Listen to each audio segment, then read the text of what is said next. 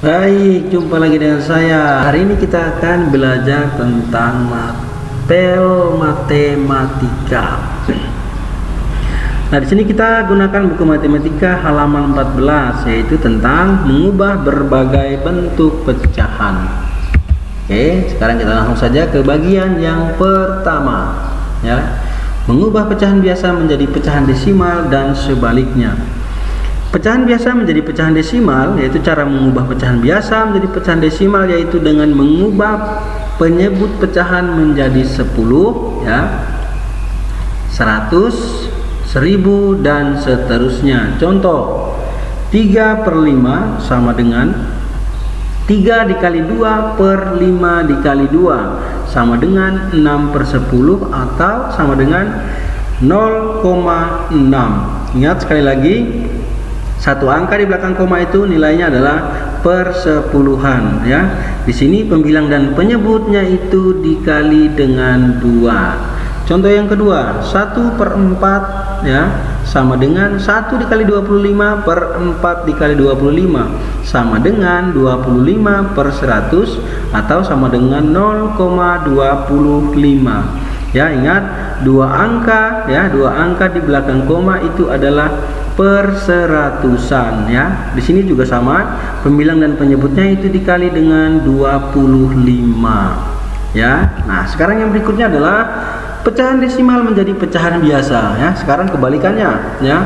Cara mengubah pecahan desimal menjadi pecahan biasa yaitu dengan mengubah penyebut desimal menjadi pecahan dengan penyebut 10, ya, 100, 1000 dan seterusnya dengan aturan sebagai berikut. Perhatikan, pecahan dengan satu angka di belakang koma diubah menjadi pecahan dengan penyebut 10.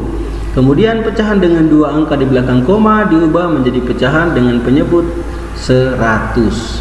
Lalu pecahan dengan tiga angka di belakang koma diubah menjadi pecahan dengan penyebut 1000 dan seterusnya. Nah, lalu sederhanakanlah pecahan ke bentuk paling sederhana. Sekarang kita lihat contoh, ya, contoh. Nah, perhatikan di sini. Contohnya adalah pertama adalah 0,75. 0,75 sama dengan 75/100. Ya, ingat dua angka di belakang koma itu berarti per 100, ya. Nah, kemudian sama dengan 75 dibagi 25 per 100 dibagi 25 sama dengan 3/4, ya. Di sini pembilang dan penyebutnya dibagi 25. Contoh yang kedua adalah 0,625 sama dengan 625 per 1000. Ingat, tiga angka di belakang koma adalah per seribuan sama dengan, ya, 625 dibagi 125 per 1000 dibagi 25 sama dengan 5/8. Nah, pembilang dan penyebutnya dibagi dengan 125. Nah, lihat penjelasannya di bawah ini. Nah, nilai setiap angka pada pecahan desimal berbeda-beda sesuai tempatnya, ya. Perhatikan, ini ya contohnya, ya. Lihat tanda panah yang pertama. Ya, 5 yang pertama, perhatikan tanda panahnya. Tempat perseratusan nilai 5/100, ya. 5/100. Lalu yang kedua, tempat persepuluhan nilainya adalah 5/10. Dan yang ini adalah tempat satuan nilainya. Oke, nah sekarang bagian yang kedua, mengubah pecahan biasa menjadi persen dan sebaliknya. Sekarang kita lihat pecahan biasa menjadi persen. Cara mengubah bentuk pecahan biasa ke bentuk persen yaitu dengan mengubah penyebut pecahan menjadi 100. Ya, ya, contohnya adalah 1/2 sama dengan 1 dikali 50 per 2 dikali 50 sama dengan 50/100 atau sama dengan 50%, ya. Ingat, ya. Ingat persen itu, ya, per 100. Ya, di sini pembilang dan penyebutnya dikali dengan 50. Nah, sekarang yang kedua. 3/4 sama dengan 3/25. 3 dikali 25 per 4 dikali 25 sama dengan 75/100. Ya, ingat sama dengan 75%, ya. 75/100 itu sama dengan 75%.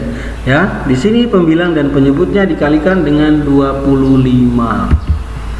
Lalu yang kedua adalah persen menjadi pecahan biasa. Cara mengubah persen ke bentuk pecahan biasa yaitu dengan mengubah bentuk persen menjadi pecahan 100, kemudian sederhanakan. Contoh, ya, 25% ya sama dengan 25/100, ya. Lalu sama dengan lagi kita sederhanakan adalah 25 dibagi 25/100 dibagi 25 sama dengan, ya, 25 dibagi 25 1, kemudian 100 dibagi 25 adalah 4. Maka pembilang dan penyebutnya harus sama-sama dibagi 25. Contoh yang kedua, 40% ya sama dengan 40/100 sama dengan, kita sederhanakan, 40 dibagi 20/100 dibagi 20 sama dengan 40 dibagi 20 adalah 2 dan 100 dibagi 20 adalah 5. Di sini adalah pembilang dan penyebutnya dibagikan dengan 20, ya.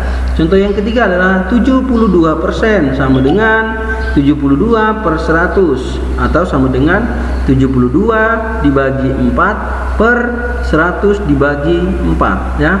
72 dibagi 4 sama dengan 18 dan 100 dibagi 4 sama dengan 25. Berarti 18/25, ya. Di sini pembilang dan penyebut sama-sama dibagi dengan 4. Nah, untuk latihannya coba kerjakan soal latihan 5, ya, halaman 16. Kerjakan nomor 4 dan nomor 5 saja, ya, sebagai bentuk latihan, ya, belajar bersama supaya kita dapat memahaminya dengan baik, ya. Itu saja yang bisa saya sampaikan. Terima kasih dan salam sehat.